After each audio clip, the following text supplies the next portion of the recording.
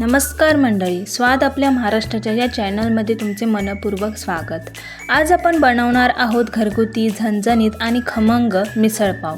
अगदी हॉटेलसारखी चव पण घरच्या घरी आणि सोप्या पद्धतीने। जर तुम्हालाही रविवारचा खास नाश्ता किंवा संध्याकाळचा चविष्ट पदार्थ बनवायचा असेल तर ही रेसिपी शेवटपर्यंत नक्की पहा। चला तर मग सुरुवात करूया।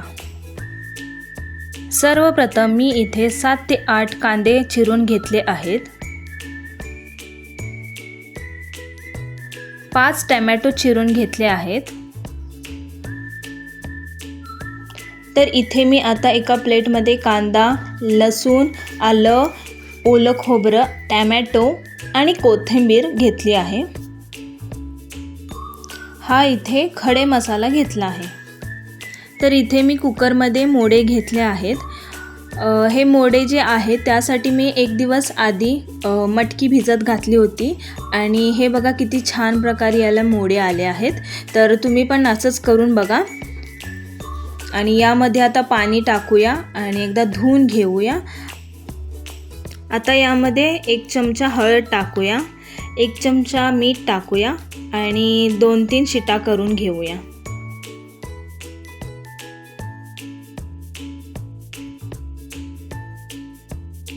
तर इथे मी कढई ठेवली आहे। कढई थोडी गरम झाल्यानंतर त्यामध्ये तेल ओतून घेतलं आहे।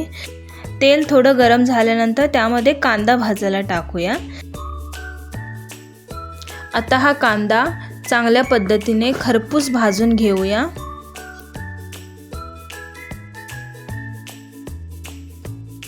हा अशा पद्धतीने कांदा खरपूस भाजल्यानंतर त्यामध्ये टोमॅटो भाजून घेऊया। तर इथे आपण ओलं खोबरं, आलं आणि लसूण भाजून घेऊया।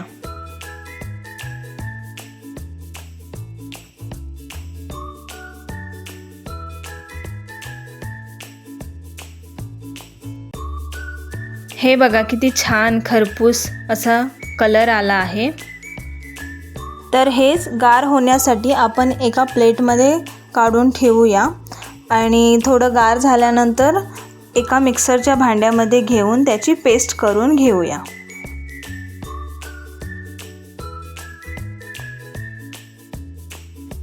ही अशा पद्धतीने पेस्ट करून घेतली आहे।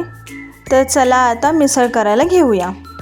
तर इथे आता एक पातेले घेतलं आहे, त्यामध्ये आपण तेल ओतून घेऊया।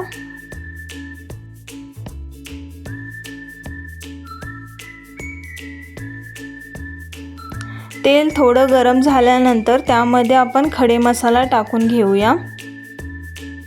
आता त्यामध्ये आपण तयार केलेली पेस्ट टाकून घेऊया।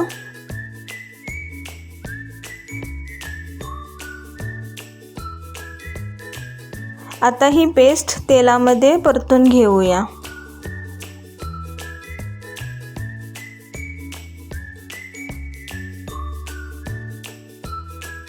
आता इथे 2 चमचा मिरचीचा बुक्का टाकून घेतला आहे। जर तुम्हाला ही झणझणीत मिसळ पाहिजे असेल तर तुम्ही तुमच्या पद्धतीने बुक्का टाकून घ्या। 2 चम्मच हळद घेतली आहे, चवीनुसार मीठ टाकून घेऊया। आता त्याला चांगल्या पद्धतीने मिक्स करून घेऊया। आता यामध्ये आपण धनिया पावडर आणि जिरा पावडर टाकून घेऊया आणि चांगलं मिक्स करून घेऊया।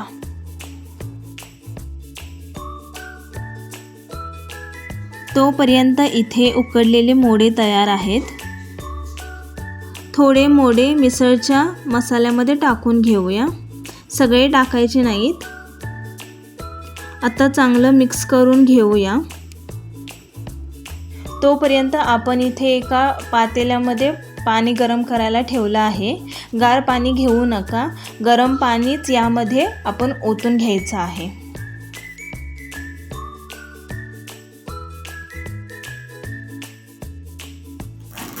मिसळ रस्सा तयार झाल्यानंतर त्यामध्ये आपण बारीक चिरलेली कोथिंबीर टाकून घेऊया।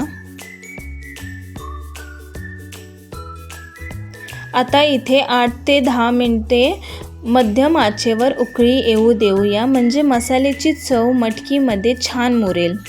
चला तर मग आता मिसळ सर्व करून घेऊया. एका प्लेटमध्ये सर्वप्रथम गरम मटकीची उसळ घालून घेऊया. त्यावर गरमागरम रस्सा घालूया. त्यानंतर आता भरपूर फरसाण, बारीक चिरलेला कांदा आणि ताजी कोथिंबीर घालूया.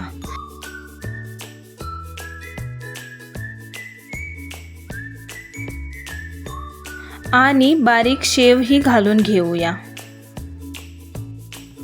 शेवटी लिंबाचा एक पीस ठेवूया. लिंबू पिळला की चव आणखीन खुलते. पहा मंडळी, किती सुंदर, झणझणीत आणि खमंग मिसळपाव तयार झाला आहे. जर तुम्ही ही रेसिपी करून पाहिली तर तुमचा अनुभव कमेंटमध्ये नक्की सांगा.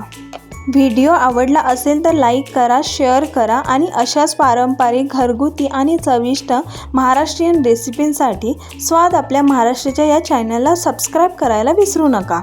धन्यवाद.